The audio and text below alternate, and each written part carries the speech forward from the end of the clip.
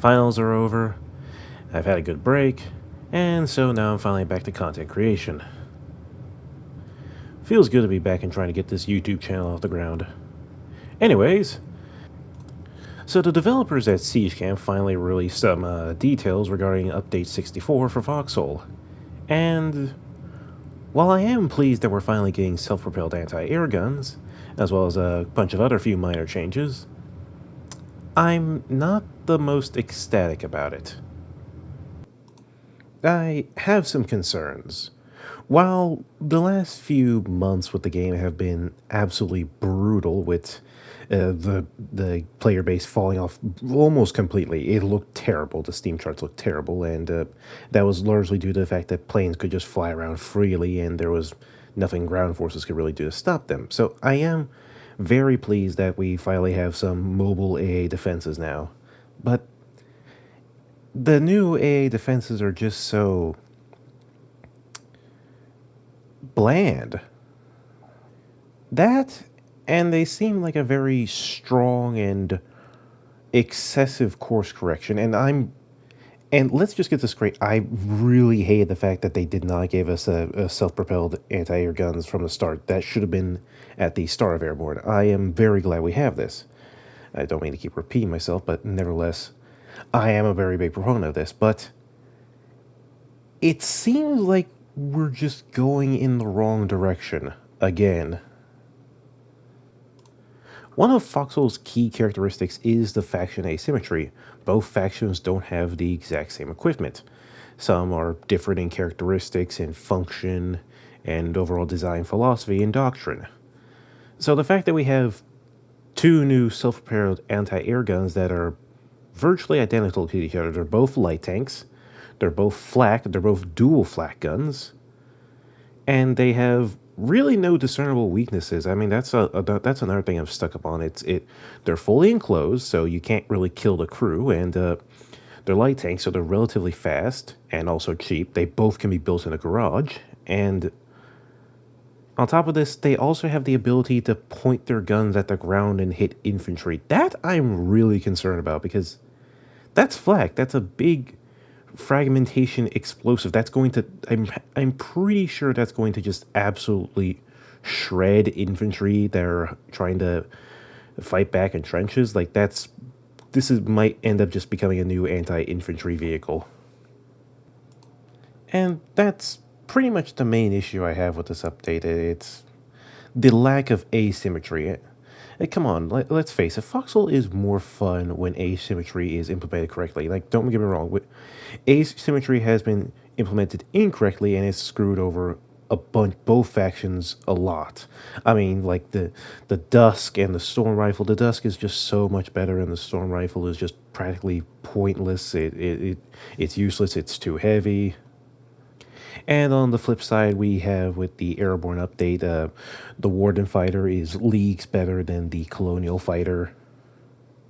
And since the Colonial Fighter would be a disadvantage, attrition on the Colonial side would be a lot higher, and this would lead to the Wardens be able to gain air superiority, which would make attrition even worse for the Colonials, and then this would quickly start to snowball.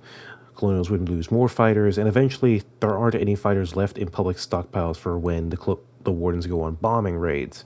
So the Colonials can't scramble fighters to counter that. So, and that's largely how bombers have been able to be absolutely atrocious, because the Colonials just have absolutely zero way of countering the Warden ones.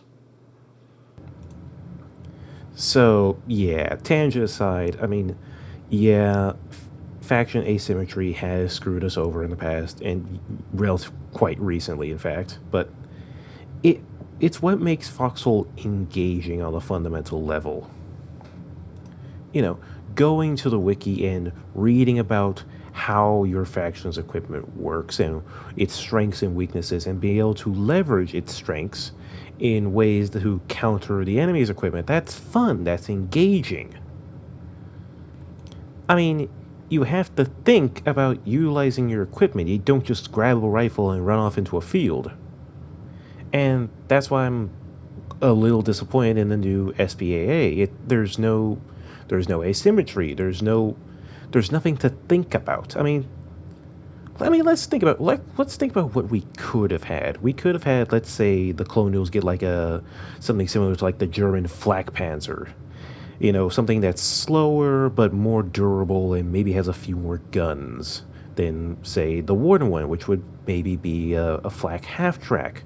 Faster, more maneuverable, capable of repositioning quickly, but maybe a little less firepower than the Flak Panzer. I mean, that's what could have happened. That's what we could have gotten. But no, the developers at Siege Camp seem to be insisting on no faction asymmetry for this specific vehicle. They want to get out a fast, quick, and effective solution to this problem, and it it looks it feels like a symptom of a larger issue. It feels like it's a telling sign that Siege Camp doesn't really know what they're doing. They don't really know how to fix the issues they created with the Airborne update because, like, again, faction asymmetry is a core part of Foxhole. So it's a little suspicious that this new update introduces two new vehicles, two new pieces of equipment that have zero faction asymmetry. Now, I'm not surprised at all by the fact that Siege Camp doesn't really seem to have a clear plan. Again, the roadmap that they posted is completely vague. Like, it's very telling that they don't have a plan on how to actually fix the issues with Airborne. They do not have a plan. If they did, they would have specified a few more details in the roadmap. But the roadmap is completely vague. Again. Again, this is the second time in a row, for the love of God. And I know they're trying. They said they're going to be doing updates every 6 weeks now, and to be a bit more reactive to player feedback. And it just sounds like fluff. I don't have faith in them. I'm glad they're getting some things right, but it's really hard to have faith in Siege Camp because it's just been one bad update after another. And like once again, the roadmap is completely vague. We have no idea as a community what's coming next, and I don't think Siege Camp knows what's coming next. And this is another dumb thing in its own right. Like, I could name like a dozen things that should be added in the upcoming updates. Like, for example, the roster for Airborne is incredibly limited. Like, we have what, scout planes, fighters, and then bombers. Like, that's it. Like when are Colonials going to get their own torpedo bomber? When are the Wardens going to get their own dive bomber? When are we going to get heavy fighters? Like, why were heavy fighters like omitted from the game? And heck, when is the Blind Silver going to get buffed? It certainly needs a buff. Come on. I mean, if you look at the concept art on the wiki, in the concept art, the Blind Silver has quad machine guns. It has four machine guns, but its current iteration in the game, it only has half that. It has two. Like, why did it get nerfed before it arrived to the game? That doesn't make any sense. And you know what? Another thing. Why are the devs gaslighting us into thinking that the two bombers are heavy bombers? They're clearly not heavy bombers. Like, heavy bombers had just like a basic visual difference. Like, heavy bombers usually, if not always, had four engines. These have two. Like, the Colonial one seems, in terms of design, seems to be loosely based off of like the B-25, and I'm not sure what the Warden one is based off. I don't think anybody does. But like, they're clearly medium bombers. They have two engines and not four. They're clearly not the size of heavy bombers. Why are the devs gaslighting us into thinking that these are heavy bombers? Like, are they just confused, or is this just a case of miscommunication? Like, are they saying it's a heavy bomber, as in it's the biggest bomber in the game, therefore it's the heavy one, instead of saying it's a heavy bomber in terms of classification and doctrine? I could go on about how these aren't heavy bombers, but let's say hypothetically that these are supposed to be the heaviest bombers in the game. These are the bombers meant to be sent after strategic targets in the rear, factories, places of production. Then why don't we have medium bombers? Like, why don't we have medium bombers for closer, more tactical targets, like bunker bases, town bases, and stuff like that? There's just so much that should have been here day one of Airborne, and the fact that the devs are having to play this massive game of catch up is disappointing. I'm glad that issues are being addressed, but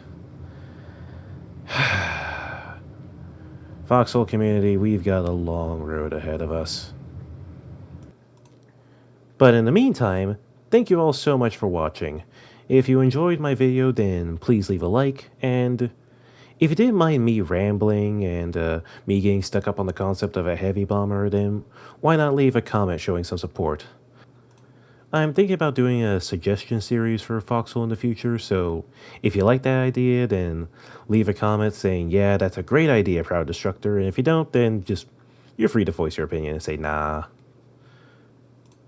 My main goal with the suggestion series would be to help give the community like an idea of what we want, more like a checklist of good ideas. So, and I know the devs have a hard time listening to community, so the suggestion series would largely be like a sort of like a checklist that we sort of point to every time we think the devs aren't doing enough. In a way, I would hope that the series would evolve to be the community's roadmap, what we expect from developers.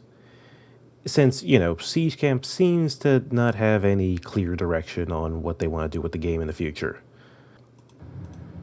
Anyways, that's enough of me promoting myself. Take care, everyone. We've got a long road ahead of us.